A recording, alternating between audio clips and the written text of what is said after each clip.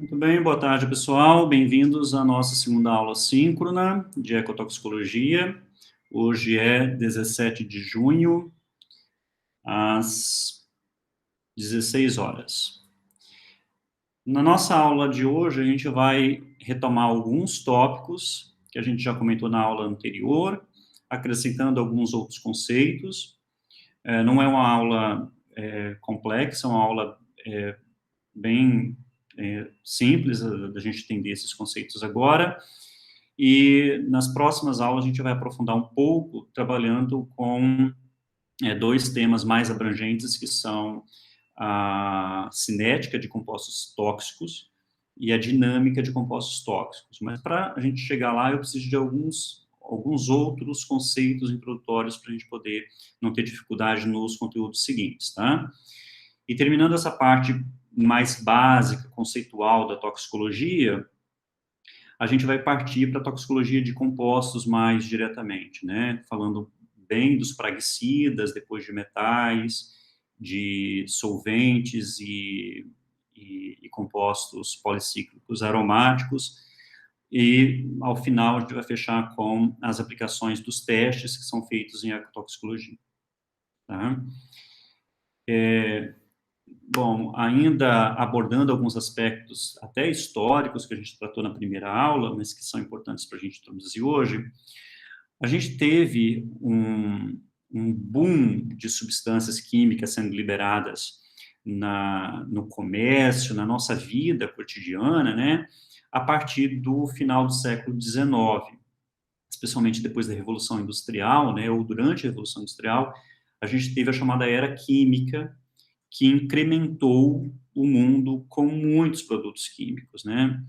E esse incremento no número de produtos químicos disponíveis, seja para a indústria, ou como medicamento, ou como praguicidas, eles trouxeram uma série de benefícios. A gente hoje não consegue, por exemplo, desvencilhar a nossa vida do petróleo, né? Não é simplesmente deixar de usar a gasolina ou o óleo diesel, enfim, outro combustível, mas todos os outros produtos que o petróleo nos trouxe, como os plásticos, os sintéticos, produtos conservantes, para medicamento, né? Muito medicamento que tem moléculas extraídas de petróleo.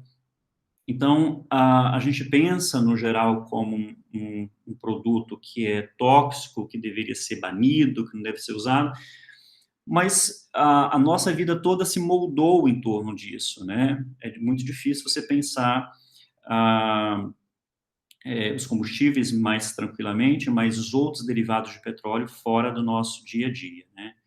Então, todos esses benefícios que vieram também vieram acompanhados de muitos danos.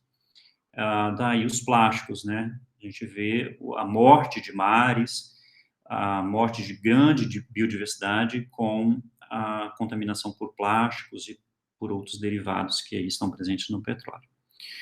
Então, hoje, a gente tem uma quantidade de substâncias químicas disponível que é absurda. São 50, aproximadamente, esse dado provavelmente já está desatualizado, mais de 54 milhões de substâncias químicas disponíveis comercialmente, né, com formulação, com algum uso comercial. Tá? Isso segundo o Chemical Abstract Service, que é um serviço que cataloga essas substâncias, né? Então, normalmente, quando você compra um produto químico, uma substância isolada, você vai receber na embalagem dele um número CAS, esse número CAS é uma identificação, como se fosse uma identidade do produto. E dessas 54 milhões de substâncias químicas, a gente tem aproximadamente 283 mil que foram inventariadas, que passaram por testes, por regulação. Então, você vê que é uma porcentagem muito pequena do número de substâncias que estão sendo utilizadas e que a gente não ainda tem dados de toxicidade delas. E isso faz, então, com que a gente entre numa era química e que eu também poderia chamar da era das intoxicações, da era da toxicologia, né? E é por isso que surge, né, como a gente já viu, mais recentemente, essas áreas que se especializaram em verificar os efeitos dessas substâncias nos ambientes, incluindo ou não os impactos diretos à espécie humana. Então, a gente tem a toxicologia ambiental e a ecotoxicologia como duas áreas que se destinam a esse estudo. A gente viu já que a toxicologia é o estudo dos venenos, o estudo dos agentes tóxicos, né, sobre os organismos, mas quando a gente estuda esses efeitos da substância que está presente no ambiente, e esse ambiente tem vários compartimentos onde essa substância pode se movimentar, seja solo, água, ar, ou no corpo dos organismos, ela pode trazer um impacto direto sobre a sobrevivência desses organismos e também sobre a saúde humana. Então, a gente está tratando a toxicologia ambiental como um efeito direto dessa substância sobre o organismo ou o nosso organismo próprio, o ser humano. Tá? E aí, todas as estratégias, os estudos, os testes que são feitos, são na tentativa de você minimizar ou evitar essas consequências drásticas do uso na nossa saúde ou na saúde de um organismo. Tá? Já a ecotoxicologia, que foi um termo mais recente, foi criado em 69 pelo René Turreau, esse toxicologista já deu uma outra definição e abriu um novo campo dentro do grande campo da toxicologia ambiental, que é a ecotoxicologia, que você vai estudar os efeitos adversos das substâncias sobre os ecossistemas, mas de uma maneira muito integrada. Então, a gente vai estudar os destinos que essas substâncias passam dentro dos ecossistemas, quando elas estão se movimentando ali naqueles compartimentos, elas afetam os organismos de qual forma, tá? Esses componentes ecossistêmicos, e toda a parte da ecotoxicologia, ela trabalhada em campo com o emprego de métodos de laboratório. Tá? Então, a gente tem os testes específicos que vão medir, por exemplo, concentração de poluentes no ambiente e a concentração de poluentes no organismo que está ali vivendo. Então, tem uma integração entre o ambiente contaminado e o organismo. E a gente pode acompanhar esse acúmulo de substâncias ao longo de uma cadeia alimentar, ao longo de uma rede alimentar, uma rede trófica, tá? Incluindo também o ser humano ali nessa rede.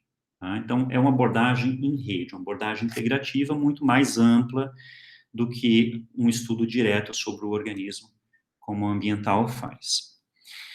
E aí vocês, como quase engenheiros ambientais que são, provavelmente já viram termos em várias outras disciplinas, e aqui eu só estou lembrando, né, de alguns deles.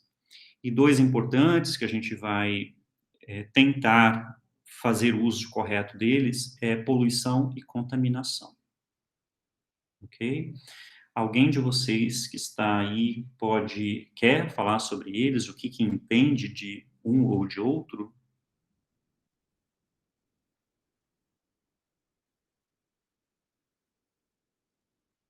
Ninguém quer? Vocês acham que eu preciso falar sobre isso ou vocês já conhecem, eu posso passar? Eu não consigo ver o chat agora, se alguém falou, tá? Pode falar no microfone, por favor.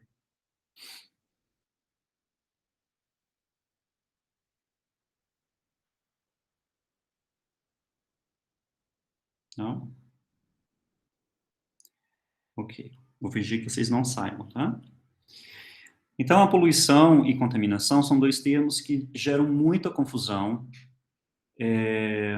inclusive na nossa legislação, nos nossos várias resoluções e a legislação em geral ambiental, às vezes você, dependendo do que você está lendo ali, tem conceitos que são contraditórios, tá? Entre poluição e contaminação.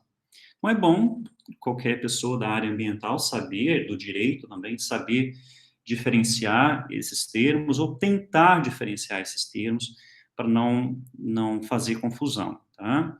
Eles são bem parecidos, são confusos mesmo, mas eles têm sentidos próprios. Então, olha só, uma alteração ecológica que tem origem antrópica, foi provocada por ação humana, por alguma atividade humana, que vai prejudicar de forma direta ou indireta a própria vida humana, o seu bem-estar, trazendo danos aos recursos naturais e também levando a impedimento de atividades econômicas, a gente pode chamar de poluição. Normalmente, quando a gente fala em algo atmosférico, a gente fala em poluição. Aumentou a concentração de gás carbônico.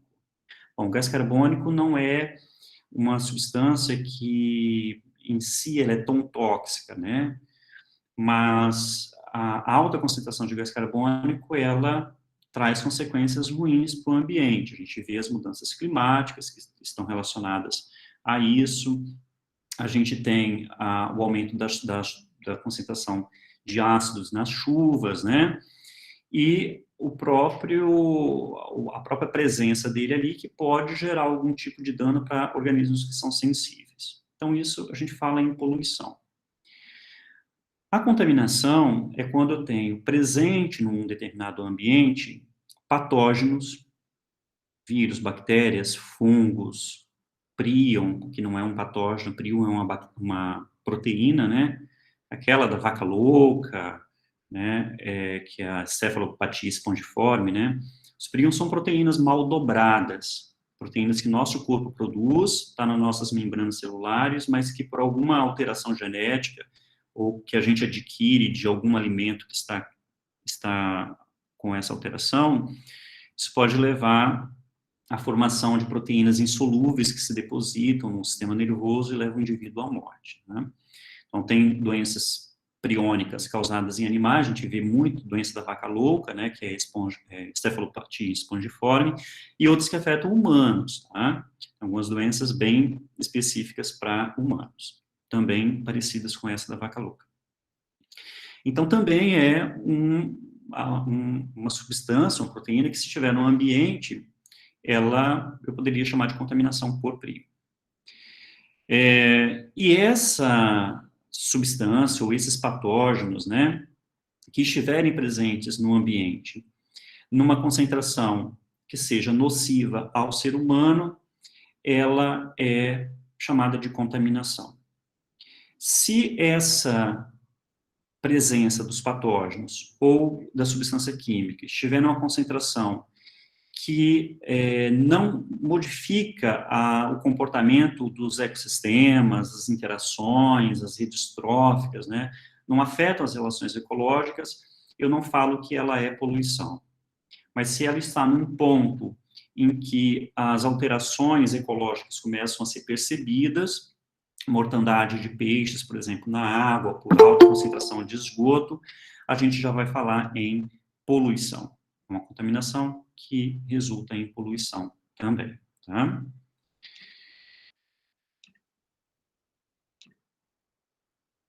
Ok? Então, vamos ver alguns exemplos aqui para poder tentar ilustrar isso melhor. O que seria contaminação? Então, é quando eu tenho uma determinada concentração de patógeno ou de um agente tóxico na biota, num ecossistema, em que eu tenho a presença de seres vivos ali, então na biota.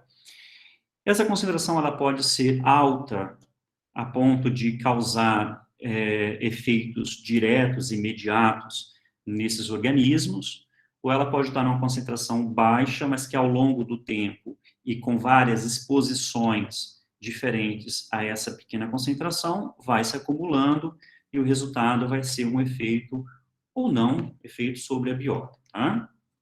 Então, aqui a gente vê se esses efeitos existem ou não. O efeito pode ser agudo ou crônico, como nós já comentamos, né, na aula anterior, e se esse efeito ele não for percebido, né, eu não vou falar em poluição. Existe contaminação, mas não existe poluição, tá?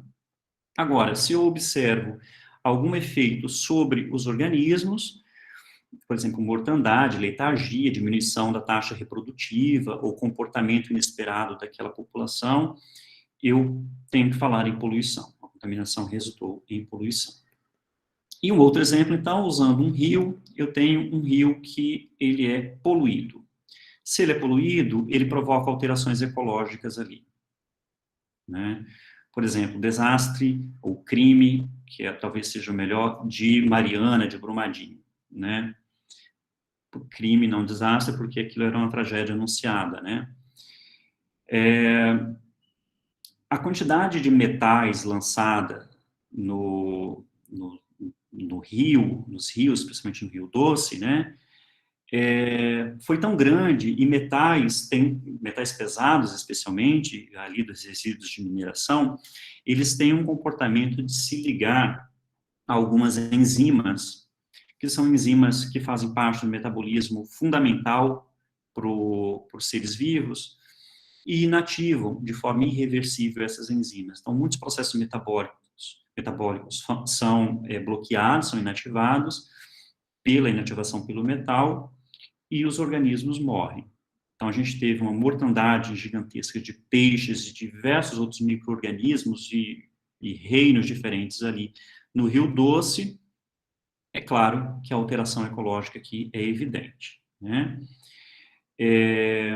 Essas alterações ecológicas, elas podem se restringir ao ambiente, mas não ter restrições para uso humano. Não foi o caso deste exemplo, né? Então, se eu não tiver restrição para o uso humano, se aquela água pudesse ser utilizada sem malefício à nossa saúde, eu falaria que o rio está ali poluído, mas não está contaminado. Agora, se no nosso caso, como do Brumadinho e da Mariana, há restrições para o uso humano, vocês viram que populações inteiras ficaram sem poder pescar, né? Especialmente na comunidade de Regência, no município de Linhares. Aí a poluição também está associada à contaminação. Tá? Então, existem casos em que a contaminação, ela, aparentemente, ela não existe. Né? O ambiente, ele aparentemente está normal.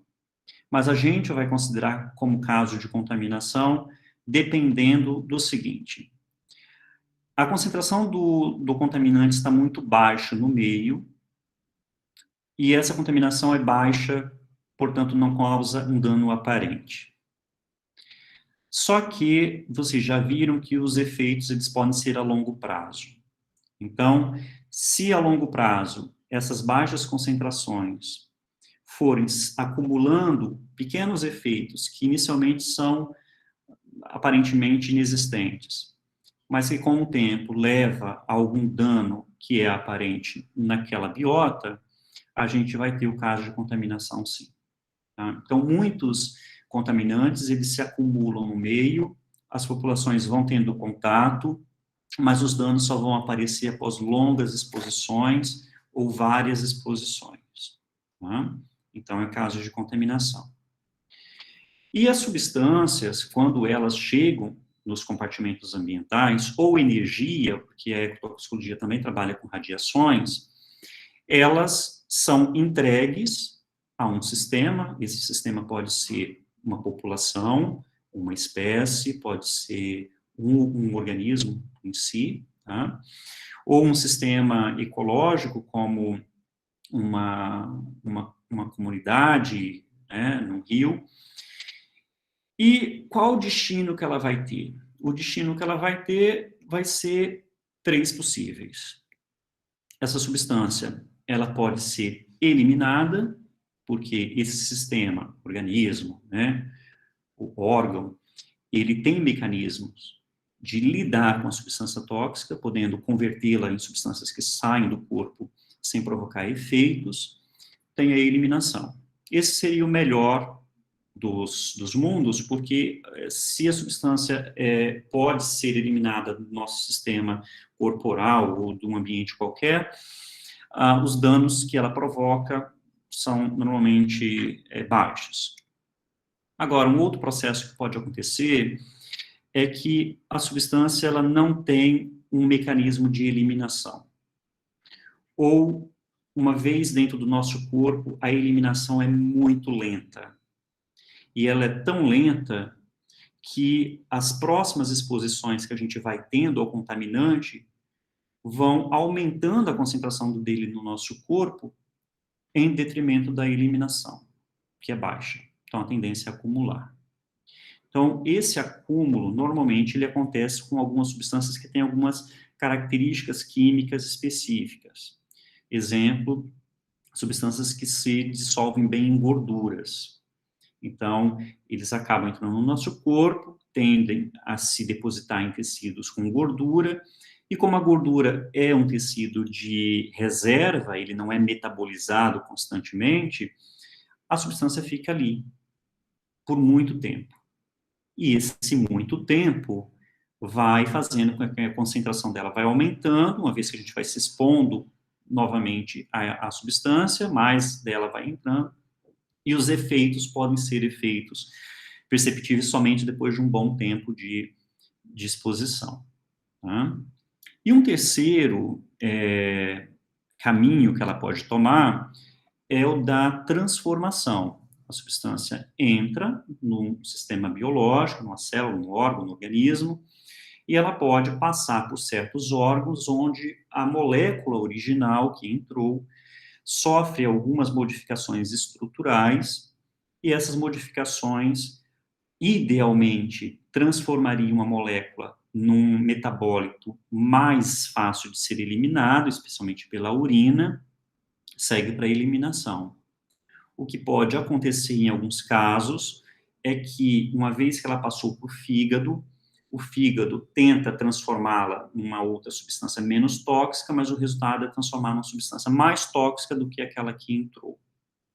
E aí ela pode provocar um efeito agudo tóxico, ou ela ainda, além disso, de se transformar em mais tóxica, ela ganha propriedade de se acumular no corpo, em gorduras, por exemplo, ou seja, volta para o acúmulo no sistema.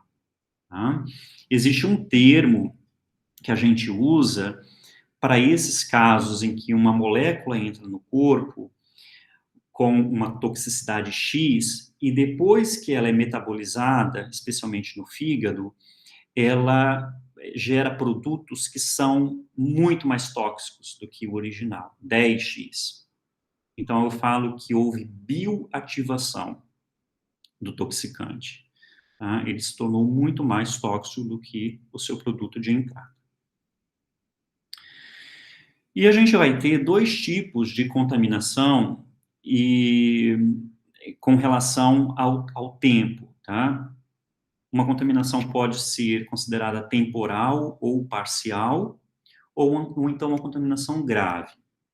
A temporal ou parcial é aquela em que a quantidade da substância é menor do que o tempo necessário para sua transformação e eliminação. Ou seja, eu posso ter uma carga grande da substância, mas ela é rapidamente metabolizada e eliminada. Então, o tempo em que os organismos estão expostos à substância é um tempo pequeno, uma contaminação temporal. Os efeitos, normalmente, ou não são adversos, porque a eliminação e transformação deu conta de não expor ainda mais esses organismos, ou então houve um efeito adverso, mas ele é restrito, ele é breve, ele é passageiro. Já a contaminação grave é aquela contaminação que, mesmo que seja em pequenas quantidades, ela perdura e, durante esse tempo, ela vai provocando os efeitos de forma geralmente cumulativa. Independentemente se for temporal ou grave, essas contaminações também serão classificadas de acordo com a sua origem. Ela pode ser uma contaminação natural ou antropogênica. Por exemplo, se a gente estiver falando em contaminação por gases tóxicos, tá? Vindos do incêndio, incêndios. Você pode ter fumaça tóxica promovida pela queima natural, os incêndios naturais, que vão aumentar a concentração desses produtos na atmosfera, ou pela queimada intencional, né, antropogênica. E também, uma outra classificação das contaminações, dos contaminantes, é se eles têm propriedade, né, contaminante que é física, química ou biológica. Então, os 3 tipos são esses de quanto à composição, né?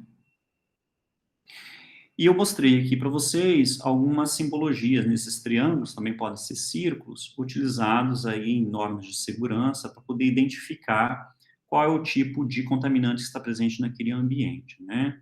Então, esse símbolo de risco biológico, de risco de radiação e aqui de risco químico, que vai ser desmembrado também em outros símbolos, especialmente esse aqui, que é o geral, pode ser desmembrado em outras simbologias, como, por exemplo, para corrosivos, para inflamáveis, né, para substâncias explosivas, também tem outras simbologias, tá?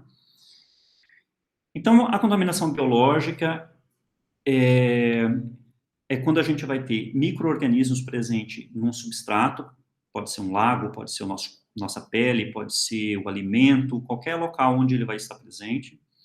E aí a gente tem 2 condições. Eu posso chamar de contaminação se aquele micro-organismo que está ali não pertence àquele substrato, ele é estranho àquele substrato, então é uma contaminação, mesmo em pequenas quantidades. Ou então ele pertence ao substrato, aquela espécie existe ali de bactéria, mas ela está numa concentração muito acima do normal. Então ela pode competir com outras espécies pelo ambiente ou gerar produtos tóxicos como defesa naquele ambiente, eliminando outras. Isso é contaminação. É o que a gente tem com relação às espécies exóticas, né? Ou aquelas espécies que são introduzidas de um ambiente para um outro ambiente desconhecido a ela. Então, a carpa do Nilo, né? A, a branquiária, que é uma espécie de capim, de gramínea, né? Diversas espécies de peixes ornamentais que foram trazidos de outros países para o Brasil e que não existiam aqui e passaram a se adaptar de forma excelente ao clima e às condições, sobrepujando outras espécies. Então, a gente tem espécies de cipós, por exemplo, de trepadeiras, que estão invadindo ambientes naturais, até reservas ecológicas, matando populações de aves. Às vezes, elas competem pelos nutrientes e pela luz, acabando não deixando as espécies nativas sobreviverem. Tá? Carpas, por exemplo, e peixes do Nilo, né, que são introduzidos no Brasil, muito eles são muito vorazes, né? Então eles acabam comendo as larvas de outros animais, inclusive de outros peixes, e ao longo do tempo você vai ver que num rio que houve a contaminação por esses animais, as outras populações de peixes podem acabar diminuindo ou desaparecendo. Em geral, é o tipo de contaminação mais fácil de lidar. Por quê? Porque, em alguns aspectos, a higiene do ambiente, quando a gente está falando de micro-organismos, é suficiente para poder controlar. E ela é controlável também porque existem muitos mecanismos de controle de crescimento microbiano. Vocês já devem ter feito microbiologia, e uma boa parte do conteúdo de microbiologia a gente trabalha a controle de crescimento microbiano, né? E ali você tem diversos mecanismos de controle, físicos e químicos, tá? A contaminação do tipo física, a gente está lidando com energia, especialmente na forma de radiação. Então, essa energia, ela está em quantidade que excede o natural. E pode ser uma contaminação térmica, radioativa, sonora. Então, se você tem uma empresa, por exemplo, que resfria a produtos ali durante a produção, ela precisa de água para poder resfriar algum produto que está em atrito, ou alguma máquina que está em funcionamento que necessita de água para resfriamento. Existe uma legislação que estabelece que essa água residual, se ela volta para o ambiente, ela tem que passar, além do processo de filtração e retirada de possíveis contaminantes, ela tem que passar por resfriamento e chegar ao ao compartimento natural numa temperatura próxima à temperatura do ambiente que vai receber.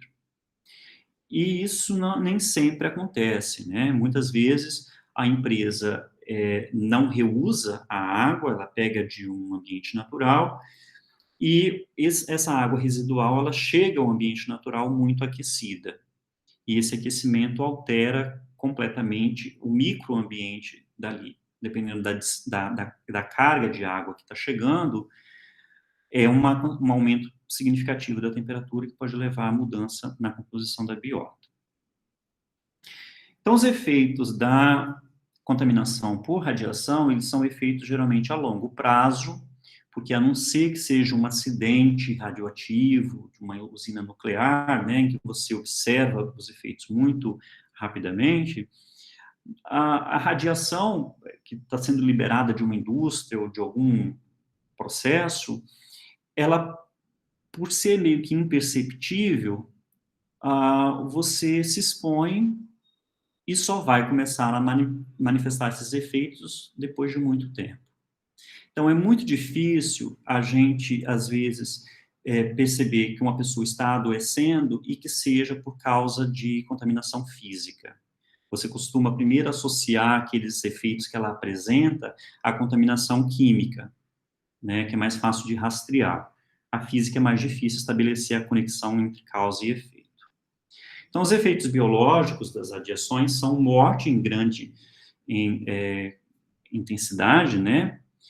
Alterações genéticas, e essas alterações genéticas podem levar à carcinogênese, né, ao câncer. Tá? E a contaminação química ocorre quando a gente tem ou uma substância que é estranha àquele compartimento, e aí ela, ao chegar mesmo em pequenas concentrações, ela está em contaminação, ou ela está em concentrações acima do normal. Tá? E aí a gente vai usar um termo para isso. Se a substância está num ambiente onde ela não existe, naturalmente, ou ela está numa concentração maior do que normalmente ela se encontra ali, eu vou chamar de um xenobiótico. Essa palavra vocês podem anotar, eu não usei até agora, eu cortei das primeiras aulas para usar agora. É um xenobiótico. Então, os xenobióticos são qualquer substância química estranha a um sistema biológico ou um compartimento ambiental, quantitativamente ou qualitativamente. Qualitativamente significa ela é estranha porque ela não existe ali. Quantitativamente, ela é estranha porque ela está numa concentração maior do que a concentração normal dela ali. Tá? Ficou claro?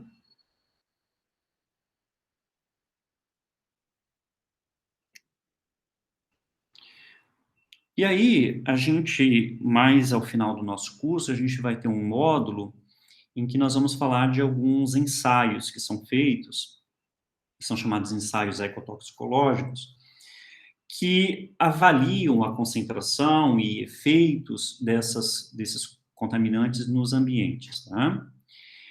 Os ensaios ecotoxicológicos, normalmente, eles foram padronizados a partir de testes feitos em ambientes aquáticos, porque a dinâmica de um ambiente aquático é diferente da dinâmica de um ambiente de solo e atmosférico, onde na atmosfera, principalmente, que é o mais dinâmico de todos, é muito difícil você ter uma substância que permaneça na atmosfera no mesmo local por muito tempo. Mas na água é mais fácil, né? No solo ainda mais, porque como não tem muita movimentação ali, ela se acumula e fica ali por mais tempo ainda. Mas na água, a gente tem, além da movimentação, levando esse contaminante para outros espaços, uma grande quantidade de seres vivos que estão expostos praticamente na mesma concentração, porque ela se dilui e acaba se homogeneizando naquele ambiente. Então, foi um ambiente mais propício para se estudar esses efeitos tóxicos de poluentes, que gerou diversos testes que a gente tem disponíveis hoje. Tá? E esses testes, que a gente vai comentar mais ao final do curso, eles são obrigatórios quando você quer lançar ou registrar um produto novo, especialmente agrotóxicos, por exemplo, tá? Então, a gente está vivendo num momento extremamente triste para a área ambiental, né? Às vezes a gente vai trabalhar uma legislação específica numa disciplina e você trabalha uma lei, um decreto, alguma coisa, e na mesma semana aquilo cai por terra, né? Extinguiu unidade de conservação, agora não chama mais assim, agora tem uso. E para os agrotóxicos está sendo isso também, né? A gente está vivendo uma era de importação de grande quantidade de pesticidas para o Brasil, que são há décadas proibidas em outros países. Então, esses países evacuam mesmo no Brasil, que está permissivo a entrada de substâncias muito tóxicas.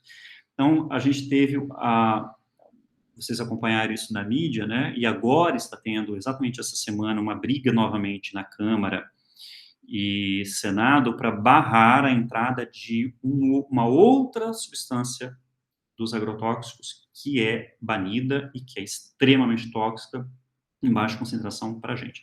Então, a gente está consumindo agrotóxico, seja na água, seja nos alimentos, e os efeitos disso é o adoecimento de populações e o aumento, especialmente, dos índices de câncer na população, tá? Quando a gente falar de agrotóxico, eu vou mostrar alguns estudos que foram feitos recentemente. Ok, pessoal, nessa primeira parte, são 2 partes dessa aula, até agora está tranquilo? Tem alguma dúvida?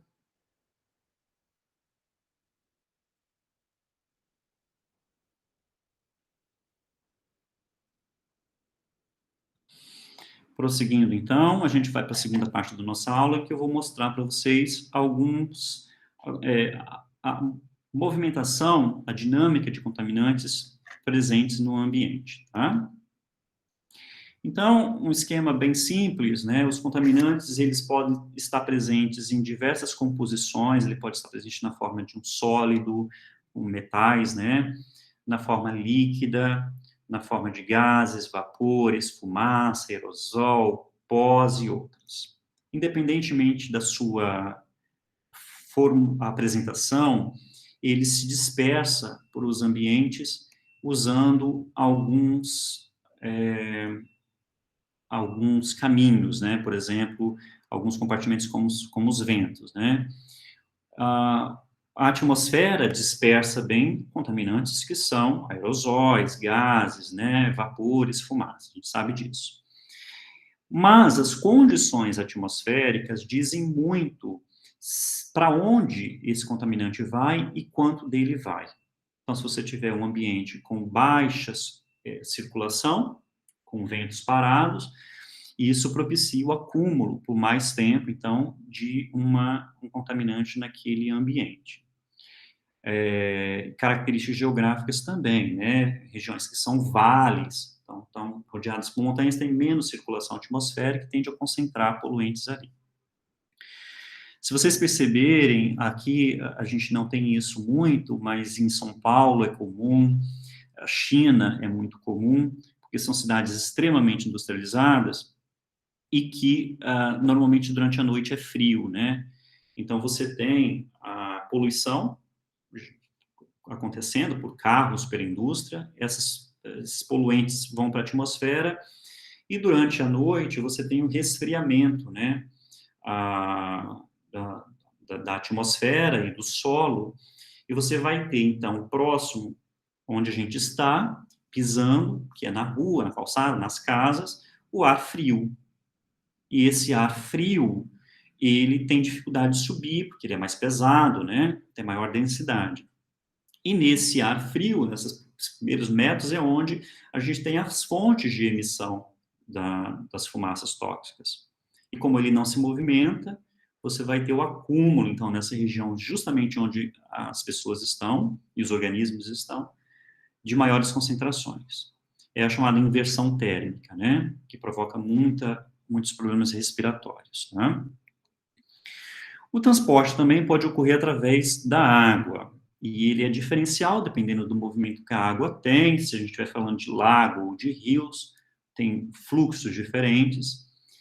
Há uma interação com a biota, significando que muitos poluentes que estão na água serão ingeridos ou se acumulam no corpo dos micro-organismos. Então, há a possibilidade desses organismos absorverem os contaminantes, tirando da água, mas permanecendo no corpo, onde eles vão manifestar algum efeito e passar, ao serem utilizados como alimento, para outros indivíduos durante a cadeia alimentar. E o solo também. O solo é um outro compartimento que pode dispersar, então, contaminantes. E o que ele difere é que ele tem uma natureza que é muito peculiar. A gente tem solos arginosos, solos mais arenosos, com composições de mais ou de menos metal, com maior umidade, menor umidade, mais ácido, mais básico, rico em matéria orgânica ou pobre em matéria orgânica, calcário ou não. Então, tudo isso vai determinar se aquele contaminante vai permanecer naquele ambiente por mais ou por menos tempo. Então, normalmente, se o contaminante encontra matéria orgânica, a matéria orgânica, ela, por ter proteínas, né, ela tende a absorver, se ligar a alguns contaminantes, especialmente metais, e ficar por mais tempo ali. Com menos matéria orgânica, ele tende a se perder naquele ambiente, ou percolar. Tá? Ele se difunde para camadas mais baixas do solo, mais interiores do solo. Então, a natureza química do contaminante vai determinar se ele vai interagir com esses compartimentos, se ele vai passar por transformações, por exemplo, micro-organismos que transformam contaminantes no próprio solo em outros produtos, às vezes até mais tóxicos, como acontece com o mercúrio. Os contaminantes podem ser imobilizados no ambiente ou depositados no ambiente, se acumulando, podem ser absorvidos pelos micro-organismos ou até mesmo degradados por agentes químicos ou físicos do meio ou até degradados por ação microbiana. Tá? E aí chegamos a uma parte super importante, porque esses termos aparecem muito nos textos e nos relatórios, né, de análise ecotoxicológica. Quando essa substância entra no ambiente, esse toxicante entra no ambiente, dependendo da sua estrutura química, das suas propriedades mesmo moleculares, ele pode se acumular no ambiente e se acumular também no corpo dos organismos. Algumas substâncias têm tendência a se acumular em gorduras e pela alimentação ou pela água ou por difusão para dentro do corpo mesmo, eles acabam se acumulando no corpo dos organismos, tá? Então, nós temos 3 termos bem utilizados e que podem confundir, mas eles têm eles têm definições próprias. O que é bioacumulação? Você observa que bio aparece em todos eles. É porque eu estou falando da alteração da concentração de substâncias no ambiente em relação ao ser vivo, tá? Sempre considerando ser vivo. Então, se a concentração de uma substância aumenta ao longo do tempo nos tecidos ou nos órgãos dos organismos, eu falo que ela está se acumulando no organismo, no sistema biológico. Então, é uma bioacumulação.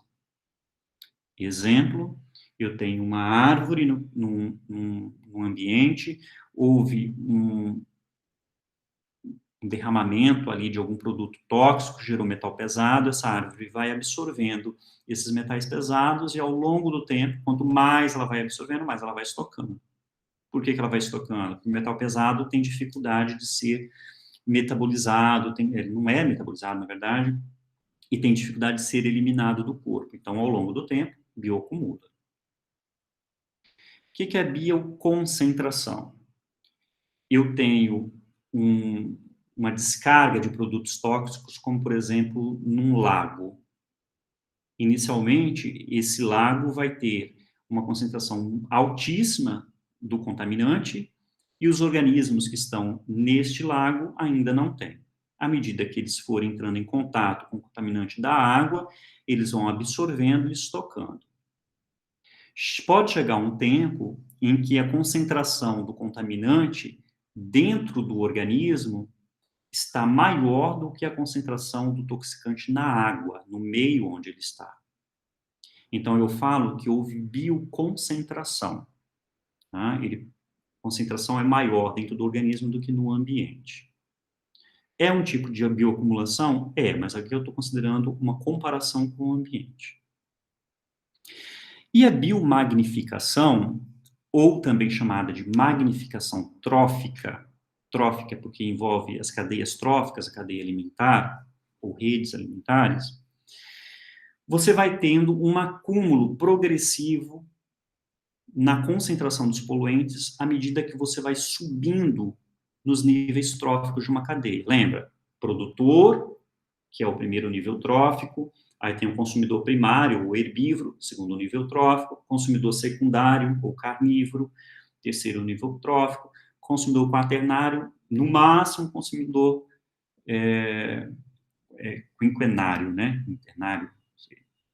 Geralmente não existe esse porque a gente tem, na ecologia, explica que a quantidade de energia vai ficando cada vez menor disponíveis para esses níveis. Então, até o quaternário é o mais comum. E nesse consumidor quaternário, a gente vai ter uma concentração de toxicante maior do que nos níveis mais baixos, que serviam de alimento para ele. Então, acompanhando ao longo da cadeia alimentar, a gente vai ver que os níveis basais, os produtores, têm menos do contaminante no corpo, em concentração, do que os níveis superiores. Tá? Isso por quê? Porque os níveis superiores precisam comer grande quantidade de biomassa dos níveis que servem de alimento para eles. E essa grande quantidade está trazendo também grande quantidade de toxicante que esse alimento acumulou durante a vida. E como ele vai ficar estocado no corpo do nível superior, ao longo do tempo, cada vez maior. Né? Então, a gente vê isso muito para o mercúrio, que é um metal pesado, que não se metaboliza, que se acumula completamente no corpo.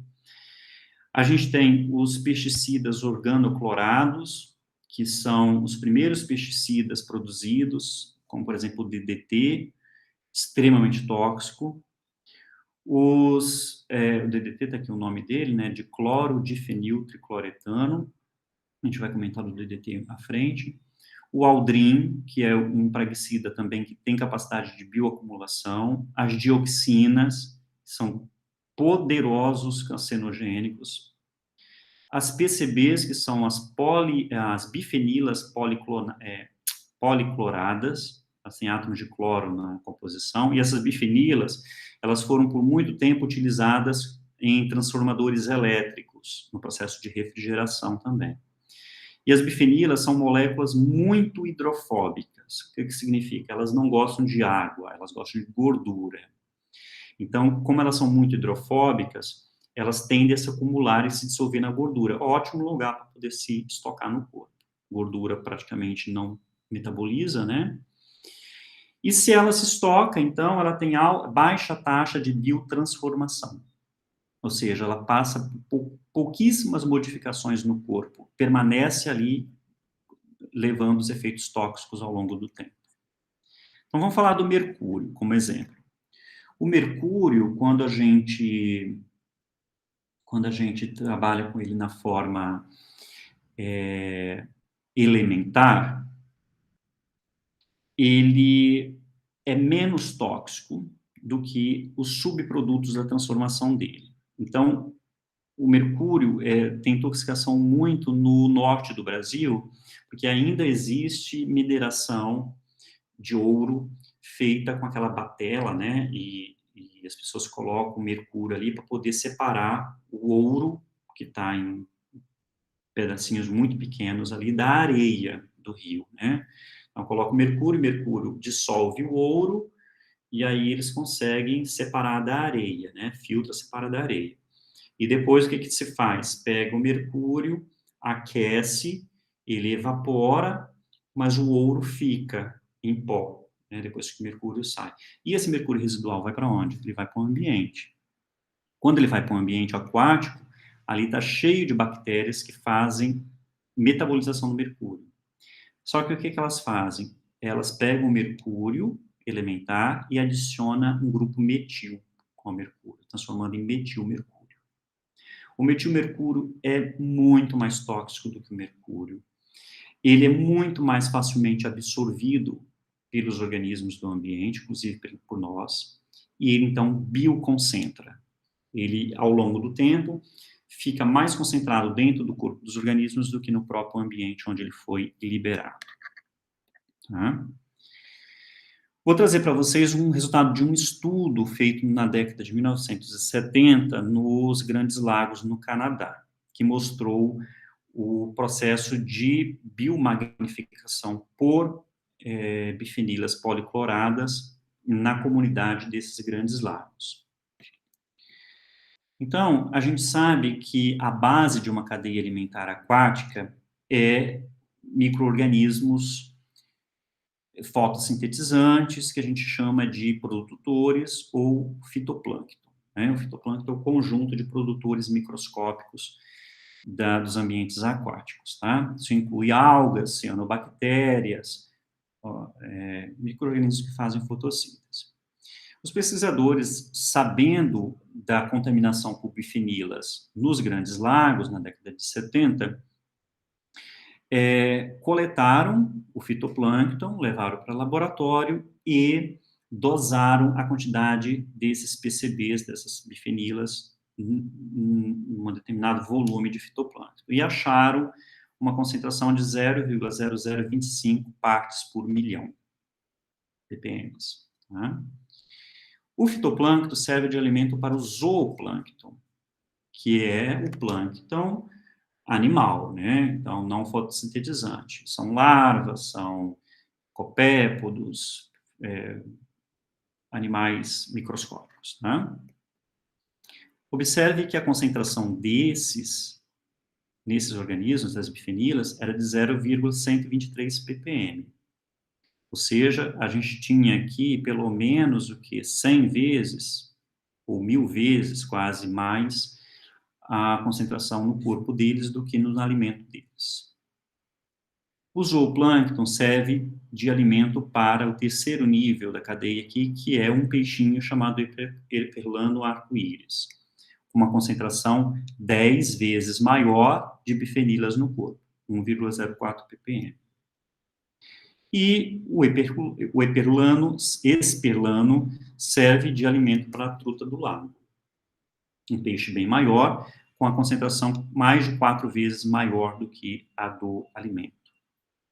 E, por fim, esse peixe, a truta do lago, é alimento das gaivotas, que é o nível trófico máximo ali naquela cadeia.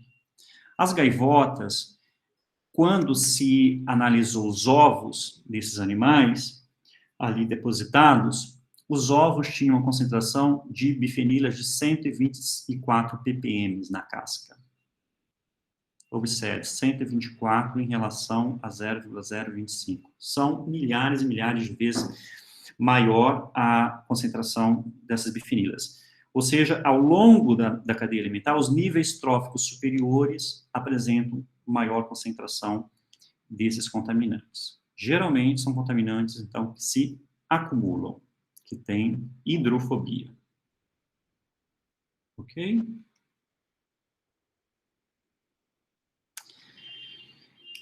Muito bem.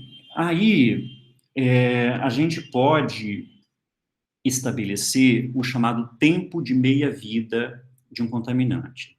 O tempo de meia-vida é o tempo que passa para que uma concentração X daquela substância se decomponha até metade da concentração original, até X sobre 2. Né? Então, se eu tenho 40 miligramas por litro, quanto tempo vai demorar para essa substância ser degradada até 20 miligramas por litro? Esse tempo que passa é o tempo de meia-vida. E o tempo de meia-vida é calculado por essa forma. T meio, tempo de meia-vida, é igual ao tempo que eu considero, vezes o logaritmo neperiano, logaritmo natural de 2, dividido pelo logaritmo natural dessa divisão entre N0, que é a quantidade inicial da substância, que eu consigo dosar no ambiente, e NT, que é a quantidade da substância depois de um tempo T, um tempo que eu estabeleço. Tá? Então, por exemplo, neste gráfico, eu tenho uma substância que inicia a sua concentração no tempo 0 dias aqui, com uma concentração de 8 miligramas no ambiente. Tá? E quanto tempo essa substância vai demorar para poder chegar até a metade da concentração, que é 4. Tá? Então, jogando na fórmula, vocês vão ver, jogando esses dados na fórmula, vocês vão chegar a 10 dias, como mostra aqui. Okay? Chegou a 4 nesse ponto, são 10 dias após o início da concentração única. Okay? Vocês acompanhem a resolução. E aí, nós vamos falar de um segundo ponto, que é um segundo parâmetro muito importante para a gente verificar se essa substância tem tendência a se acumular ou não, que é a constante de partição. Vocês já estudaram isso em química, em alguma coisa? Só para eu ter noção, gente, se eu estou falando novidade ou não, tá? Já ouviram ou não?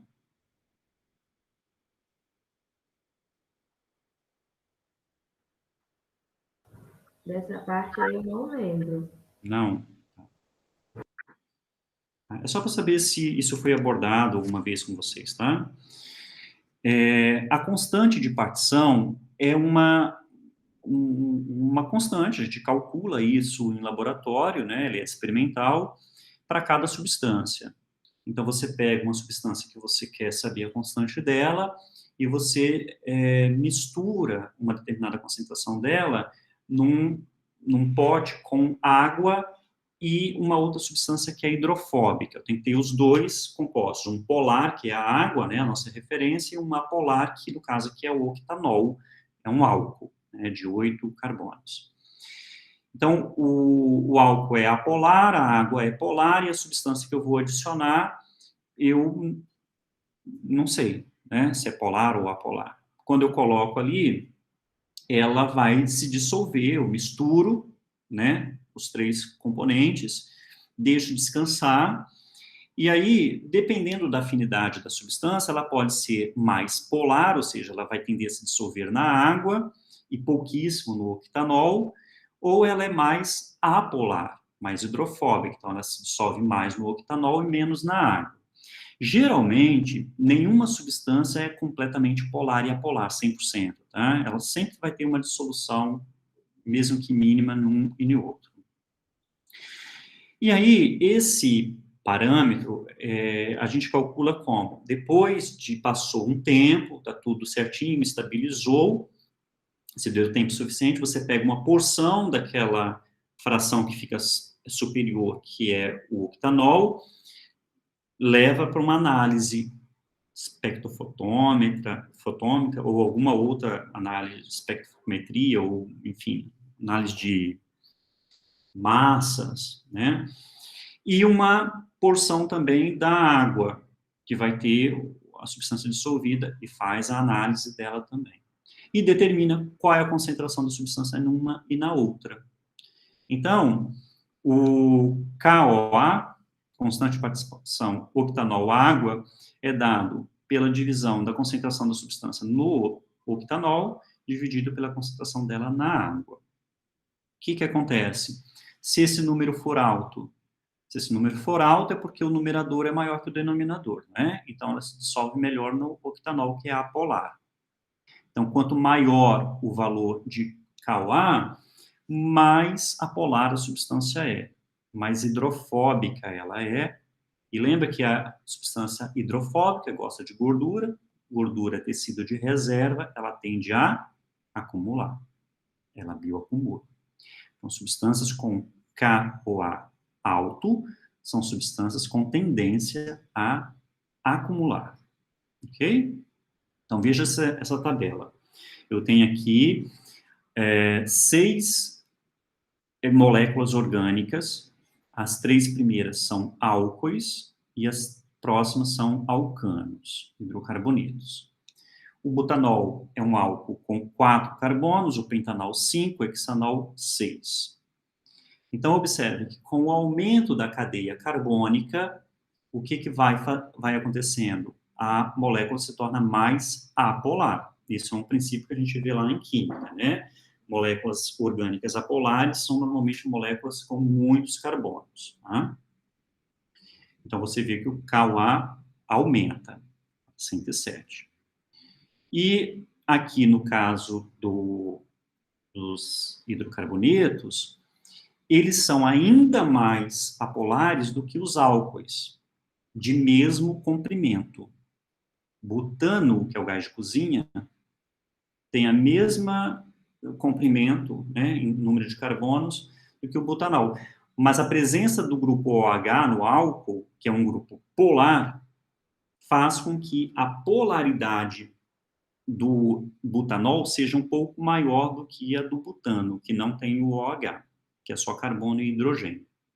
Então, olha, comparando os dois, esse é 794 e o lá de cima é 7,6, ou seja, aqui o N-butano é 100 vezes mais apolar do que o N-butanol. E assim vai acontecer para o pentano, para o hexano, que tem 12.589 de Ka, em relação ao seu correspondente, que tem 107. Tá? Então, esses se acumulam mais. E aí, um exercício que eu trouxe para a gente ilustrar isso. Eu tenho uma tabela com esses valores que eu mostrei para vocês, coeficiente de partição do sistema octanol-água, para essas diversas substâncias. Então, usando os dados dos coeficientes de partição, calcule a concentração de N-pentano em mol por litro, contida nos lipídios de peixe de uma lagoa, cuja água contém 0,72 gramas de N-hexano, de N-pentano, desculpa, em cada 1.000 litros. Eu esqueci de corrigir isso aqui, me perdoem, tá? Fiz uma alteração aqui, não deixei. É N-pentano, tá? Então, vamos lá. Como que a gente vai calcular? A gente determina primeiro, como o resultado vai ser dado em mol por litro, eu preciso primeiro determinar a massa molar do N-pentano. Como que a gente faz isso? O N-pentano tem essa fórmula, C5H12, dá para a gente supor que é um hidrocarboneto, né? Então, carbono e hidrogênio só. Se é pentano, são 5 carbonos, então o resto é hidrogênio. Não tem ligação dupla. Então, o carbono tem massa molar 12, e são 5 carbonos, então 5 vezes 12. O hidrogênio, massa molar 12, massa molar 1, são 12 hidrogênio, então 12 vezes 1. Então, total, a gente tem 72 gramas por mol na massa molar do N-pentano. Muito bem, então já temos isso guardado. Agora a gente determina o número de mol em 0,72 grama de N-pentano, tá? Que é a concentração dessa molécula na água que o peixe está vivendo, certo? Bem, então eu sei que 1 mol de N-pentano, a gente acabou de calcular, são 72 gramas. Quantos mol ou moles eu vou ter em 0,72 grama? Deixei facinho só para a gente, né, não precisar calcular. Então, fazendo a regra de 3, eu sei que em 0,72 grama de N-pentano na água, isso equivale a 0,01 mol de N-pentano. Guarda isso também. Então, nós temos 0,72 grama de N-pentano em 1.000 litros de água, o exercício me fala isso, significa que nós temos, então, 0,01 mol em 1.000 litros de água. Isso aqui equivale a isso em mol. Então, 0,01 mol de N-pentano em 1.000 litros de água me dá uma molaridade de 0,00001 mol por litro, ou, expressando na base 10, 10 a menos 5 mol por litro. Então, eu sei que na minha lagoa eu tenho 10 a menos 5 mol de N-pentano por litro de água. E aí a gente pega, então, a fórmula da constante de partição. Vocês lembram que ela é dada pela concentração da substância no octanol dividido pela concentração da substância na água. Aí você fala, tá, mas aqui não é octanol, né? O octanol, ele corresponderia a o quê ali naquele ambiente?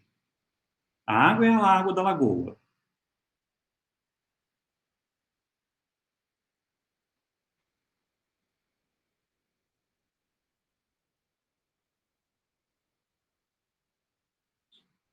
O que a gente vai considerar aqui como sendo o octanol? O N-pentano, no caso? O N-pentano, mas onde? Porque isso aqui é a concentração, a fórmula original é a concentração da substância dissolvida no N-octanol. Só que a gente não está falando em N-octanol aqui, porque o ambiente é um ambiente natural, não é de laboratório.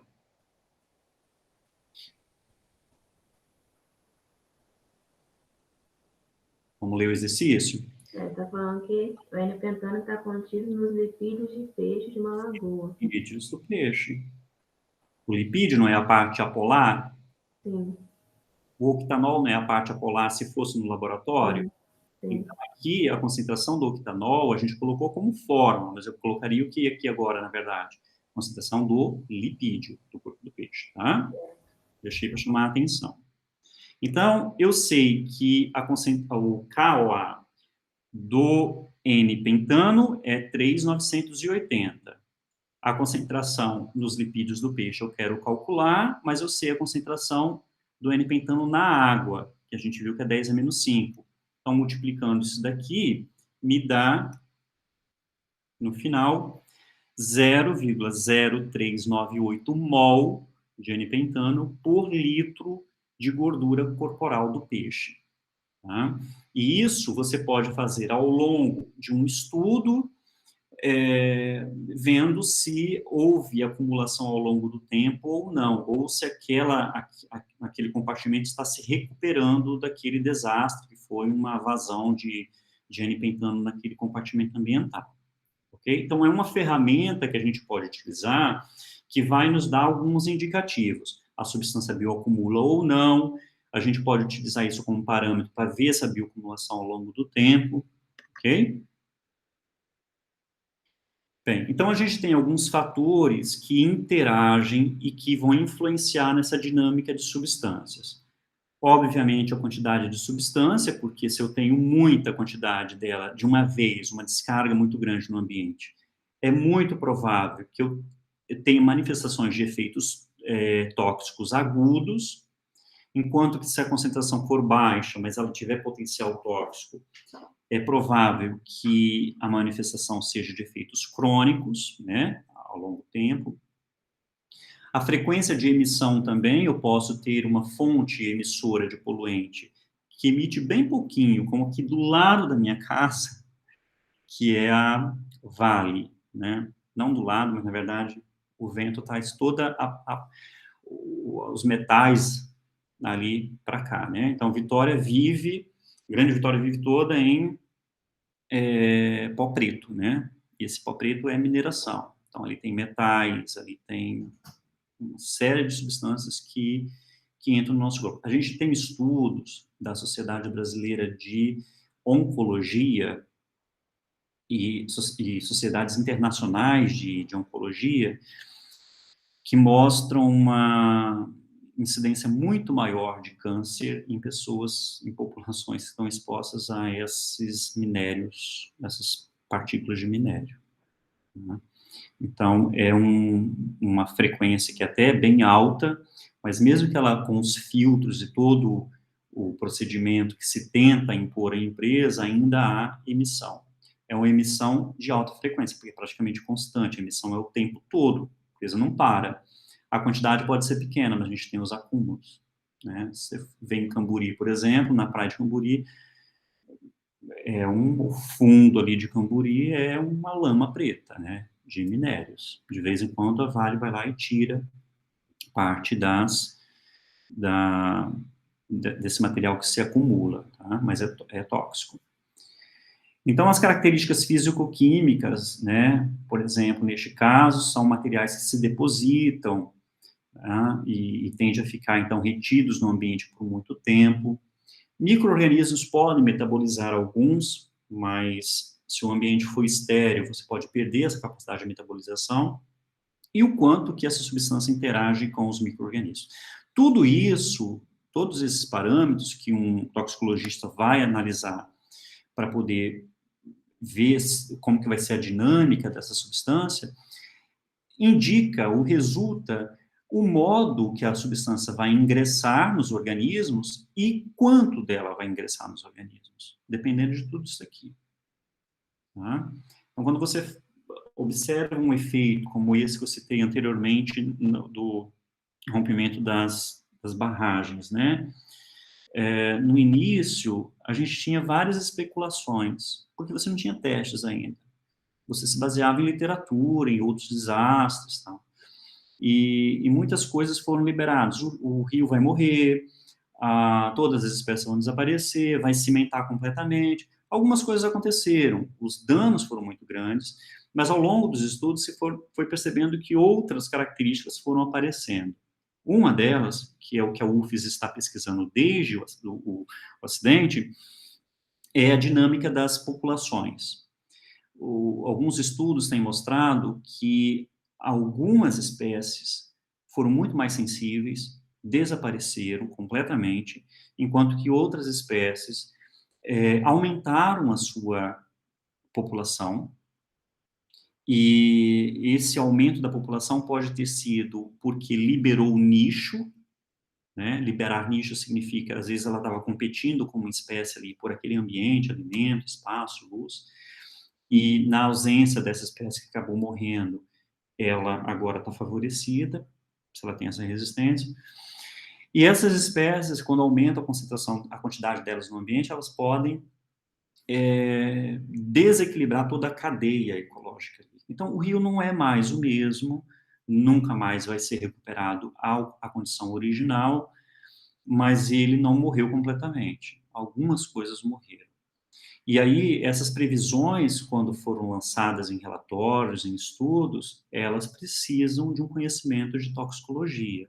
Você está lidando com substâncias tóxicas. Por isso que é uma disciplina extremamente importante e muito negligenciada, porque é muito difícil você ter numa cadeira de engenharia ambiental, um curso de engenharia ambiental, uma cadeira de ecotoxicologia, tá? Foi o primeiro curso que eu vi, na verdade. Muito bem. E aí, gente, para finalizar, nós temos esses agentes químicos sendo transformados tanto por processos físicos, né, por exemplo, na atmosfera, um dos processos físicos que degrada poluentes é a fotooxidação. A própria radiação ultravioleta pode promover reações químicas que degradam. Uma delas é a própria formação do ozônio, né? Então, a gente tem uma fotooxidação ali que transforma o oxigênio em ozônio. O ozônio, normalmente, ele se forma em camadas bem acima da camada onde a gente está respirando, né, em outras regiões da atmosfera, mas por esses processos que são processos químicos, né, envolvendo luz, tá? Processos físicos como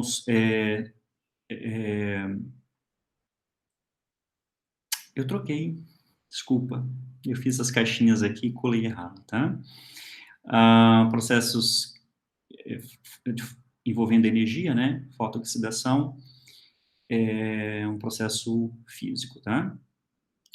E quando eu estou envolvendo micro-organismos na degradação, como, por exemplo, vocês viram ali o mercúrio, né? O mercúrio entra com a toxicidade, passa por metabolização em bactérias de ambiente aquático e vira metilmercúrio. É mais tóxico, bem mais tóxico que o original, no caso de bioativação, mas é devido a metabolismo de organismos, é biológico. Tá?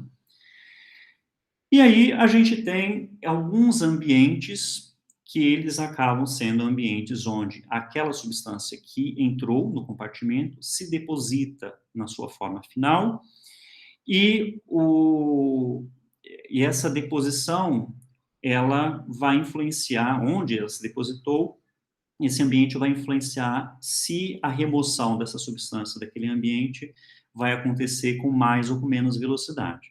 Então, se a gente tem, por exemplo, é, uma substância que é extremamente hidrofóbica, ela pode sair da água, onde ela foi depositada, e entrar no corpo dos seres vivos.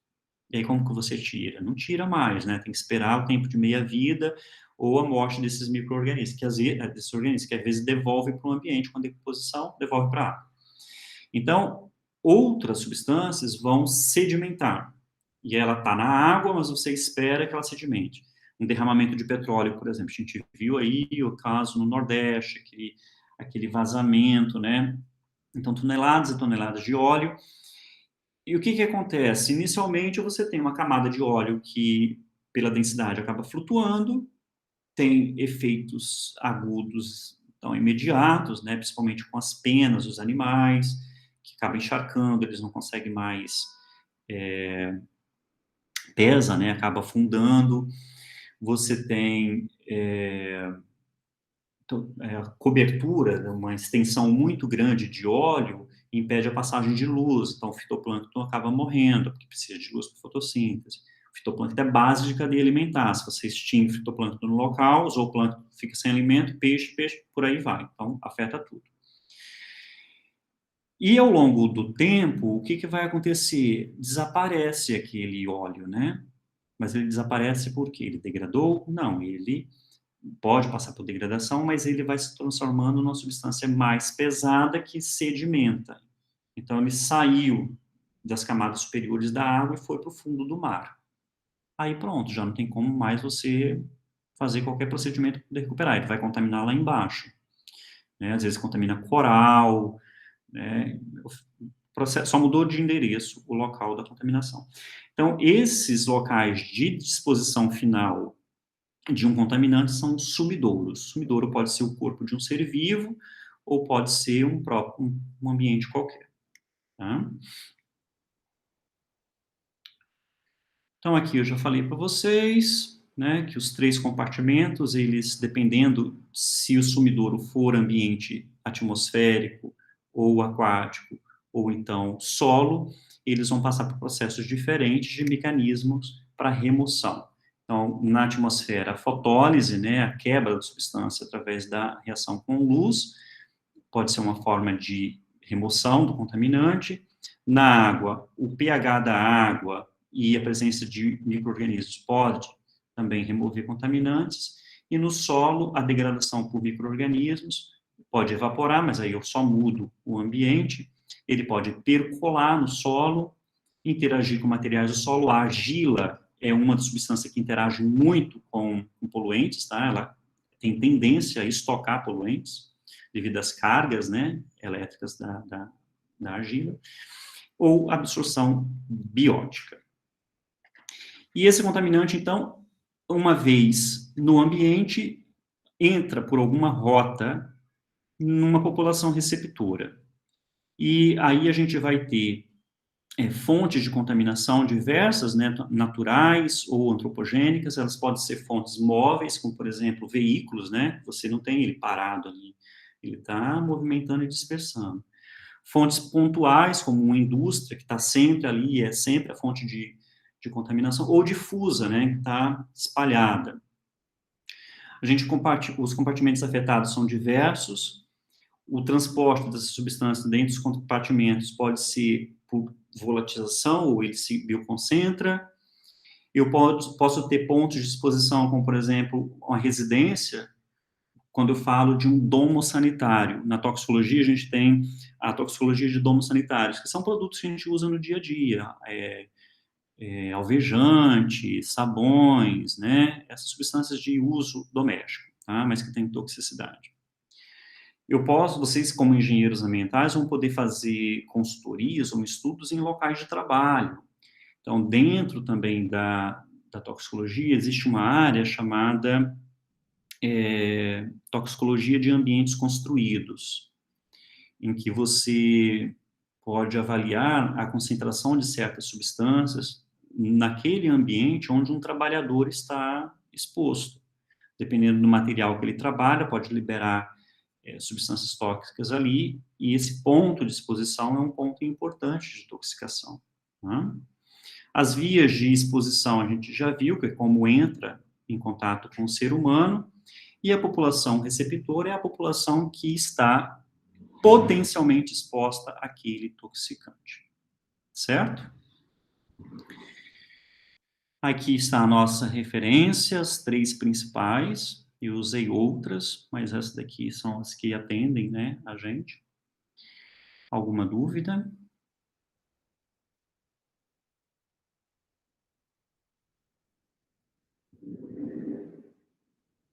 Não.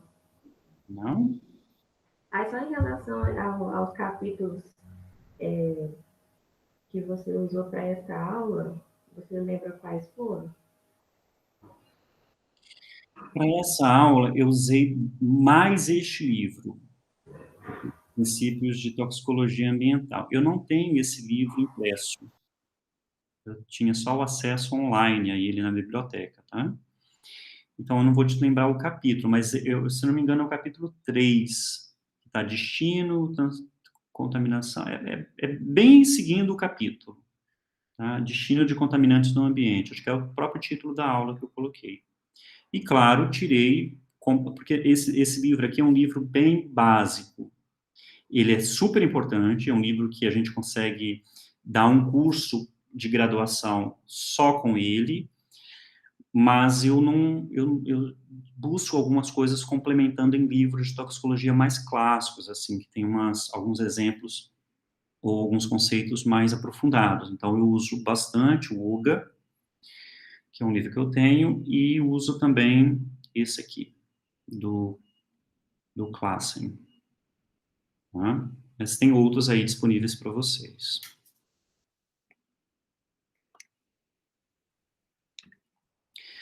Bom, pessoal, se vocês não têm dúvidas, era isso por hoje. Já tem os exercícios para vocês fazerem.